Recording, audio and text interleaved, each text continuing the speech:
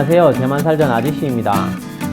이번에는 세상을 떠들썩하게 했던 한 초능력자의 이야기를 해보도록 하겠습니다. 울프 매싱은 20세기 세계의 10대 기이한 초능력자 중 한 사람입니다. 그는 텔레파시, 심리 측정, 예측 능력, 최면술, 공중부양, 원격 보기 및 원격 감지 등에서 특이 공능을 보였습니다. 그의 존재는 실증 과학의 인식과 한계를 뛰어넘어 세상에 큰 반향을 일으켰습니다. 아인슈타인은 그를 세계 최고의 신기한 인물이라 했고, 유명한 오스트리아 심리학자 지그문트 프로이트는 놀라서 충격을 받을 정도였습니다. 그는 히틀러의 몰락을 정확하게 예측하여 히틀러에게 최고의 적으로 몰렸습니다. 그의 비범한 능력과 현실적 대조로 인해 그의 정보는 대부분 봉인되었습니다. 매싱의 자작품을 보고 그의 삶, 그가 직면했던 일들과 초상적인 현상을 탐구하고 신과의 약속을 실천하는 과정을 살펴보겠습니다. 매싱은 1899년 바르샤바 근처 구라칼에 있는 유대인 가정에서 태어나 6살에 한 종교 학교에 갔습니다. 그가 기도문을 외우는 것을 보고 사람들은 그의 비범한 암기 능력에 매우 놀랐습니다. 매싱은 어렸을 때 몽유병을 앓았습니다. 어느 날 밤 매싱이 침대에서 일어나 창문을 열고 창문 틀 위로 올라가는 것을 보았습니다. 부모님은 너무 위험하다고 생각해서 침대 옆에 물통을 두었습니다. 그가 잠을 자다가 몽유병으로 창문 틀 위로 올라가려 할 때 차가운 물에 발이 닿아 깨어났습니다. 이후 그의 병은 치료된 것으로 생각했습니다. 한 번은 다른 사람의 돈을 훔친 일이 있었는데 그는 평범한 아이들처럼 나쁜 일을 할 때도 있었습니다. 그것은 그의 기억에 남은 3가지 나쁜 일 중의 하나입니다. 그 후 그는 익숙한 환경에서 벗어나기로 했습니다. 유대인 고등학교에서 2학년 이후 학교에서 도망쳐 나와 열차를 탔습니다. 그는 표를 살 돈이 없었기 때문에 의자 밑에 숨었지만 승무원에게 발견되었습니다. 승무원이 표를 달라고 할 때 그는 종이를 한 장 건네며 승무원이 받은 것이 차표라고 생각했습니다. 급한 마음에 그냥 해본 건데 성공했습니다. 그로 인해 그는 공능이 있다는 것을 알게 되었고 베를린까지 순조롭게 갈 수 있었습니다. 매싱은 이러한 능력으로 수입을 얻었지만 여전히 매일 배가 고프고 추위에 떨어야 했습니다. 베를린에 도착한 지 5개월쯤 되었을 때 그는 너무 배가 고파서 다리에서 기절하고 말았습니다. 그는 호흡이 없고 심박동이 정지되었으며 몸은 차가웠습니다. 사람들은 그를 사망한 것으로 생각하여 영안실로 보냈습니다. 신경학 교수 아벨이 그를 구해주었습니다. 아벨은 매싱에게 놀라운 능력이 있다는 것을 처음 발견했습니다. 아벨은 소년이 독심술을 테스트했습니다. 매싱은 의식은 있지만 몸을 움직일 수 없는 강직성 혼절 상태에서 미래를 예측할 수 있다는 사실을 발견했습니다. 아벨 교수는 실험 결과에 매우 놀랐습니다. 교수가 원하는 것을 생각하면 매싱은 한치 오차도 없이 즉시 실행했습니다.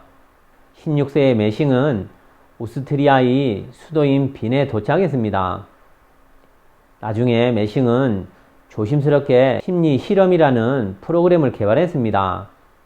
관중이 생각하는 대로 움직이거나 일을 하거나 한 번도 만난 적이 없는 사람들이 과거 경험을 말하거나 관중에게 숨겨져 있는 물건을 찾아냈습니다. 1917년부터 매싱은 전 세계를 여행하기 시작했고 그의 독특한 공연은 모든 사람을 놀라게 했습니다. 일부 사기꾼들은 그를 속였지만 초능력으로 즉시 그들의 계략을 알아챘습니다. 매싱은 범죄 사건의 범인을 잡는 데 도움을 주기도 하고 잃어버린 귀중품을 찾아주기도 하였습니다. 1916년 매싱은 이미 세계 1위 신기한 인물로 불렸습니다. 물리학자인 아인슈타인과 심리학자 프로이트는 매싱에게 세계를 놀라게 할 실험을 하기로 했습니다. 아인슈타인은 집으로 매싱을 초대했습니다. 그 전에 프로이트는 서랍에서 작은 구리 핀셋과 큰 철 핀셋을 두었습니다. 프로이트는 매싱에게 마음속으로 첫 번째 지령을 내렸습니다. 오른쪽 욕실의 작은 캐비넷 위에 첫 번째 서랍에서 작은 구리 핀셋을 가져오세요. 매싱은 주저하지 않고 화장실로 걸어갔습니다. 그리고 구리 핀셋을 꺼냈습니다. 프로이트는 또다시 매싱에게 두 번째 지령을 생각했습니다. 손에 있는 쪽집게로 아인슈타인의 수염을 3개 뽑아 오시오. 매싱은 하나하나 그대로 했습니다. 뽑아낸 수염의 개수도 틀리지 않았습니다. 이 일은 프로이트와 아인슈타인을 감탄하게 했습니다. 매싱이 떠나기 전에 아인슈타인에게 말했습니다. 1921년에 매우 중요한 상을 받게 될 것입니다. 당시 아인슈타인은 그 말을 듣고 유머스럽게 혀를 내밀고 신경 쓰지 않았습니다. 매싱의 예언은 맞았습니다. 1921년 아인슈타인은 광전 효과와 이론 물리학에 대한 업적으로 노벨상을 받았습니다. 1929년 어느 날 폴란드의 치르토르스키 백작은 집에서 80만 폴란드 줄러티의 보석을 잃어버렸습니다. 경찰과 비밀탐정은 한 달 동안 수색했지만 아무것도 찾지 못했습니다. 백작은 매싱이 보석을 찾아주기만 하면 25만 폴란드 줄러티를 기꺼이 지급하겠다고 약속했습니다. 매싱은 백작이 성에 도착하자마자 어린 소년을 의심하였습니다. 매싱이 소년이 잠재의식과 연결하자 테디 베어의 뱃속에 있는 다양한 색의 유리블럭, 유리공을 보았고 없어진 보석도 그 사이에서 발견하였습니다. 매싱이 성공하자 상금을 거부하고 백작에게 폴란드 정부에 영향력을 행사하여 유대인의 권리를 제한하는 법을 없애달라고 요청했습니다. 2주 후 폴란드 정부는 법을 취소했습니다. 1937년 매싱이 바르샤바의 한 극장에서 공연할 때 그는 독일이 소련을 치면 히틀러는 패배할 것이라고 말했습니다. 히틀러는 불길한 생각에 분노했고 매싱을 죽이면 20만 마르크를 주겠다고 현상금을 걸었습니다. 매싱은 할 수 없이 오랫동안 독일인을 피해 다녀야만 했습니다. 1939년 이후 나치가 바르샤바의 거리를 점령했을 때 매싱의 현상금을 건 전단이 많이 걸려 있었습니다. 감옥에 갇힌 그는 생각을 집중하여 경비원들 스스로 감옥에 들어가서 문을 잠그게 하였습니다. 매싱은 하수도를 통해 바르샤바를 탈출하여 밤새 건초가 가득한 수레에 몸을 숨겨 소련으로 탈출하였습니다. 그는 소련이 이길 것을 알았기 때문입니다. 그러나 그의 아버지 형제와 다른 친척들은 바르샤바에서 잔인하게 살해당했습니다. 소련에 도착한 매싱은 여전히 그의 공능으로 생계를 유지하고 있었습니다. 이때 그의 능력은 더 강해져 있었습니다. 매싱을 테스트하기 위해서 스탈린은 그에게 은행을 털어달라고 요청했습니다. 그날 매싱은 은행으로 당당히 걸어들어가 프론트에 쪽지를 건넸습니다. 은행 직원은 쪽지를 보고 즉시 10만 루블을 매싱에게 주었습니다. 그녀를 감시하던 사복 경찰은 너무 놀랐습니다. 매싱이 넘겨준 것은 분명히 백지였기 때문입니다. 1950년 1월 4일 스탈린은 매싱을 초청했습니다. 매싱은 체면술로 스탈린의 엄격한 경비 초소를 쉽게 뚫고 그의 사무실에 도착했습니다. 이 모든 것이 스탈린을 놀라게 했습니다. 메싱이 떠나기 전에 스탈린은 공군 하키팀이 다음날 비행기를 타는 것에 관해 물었습니다.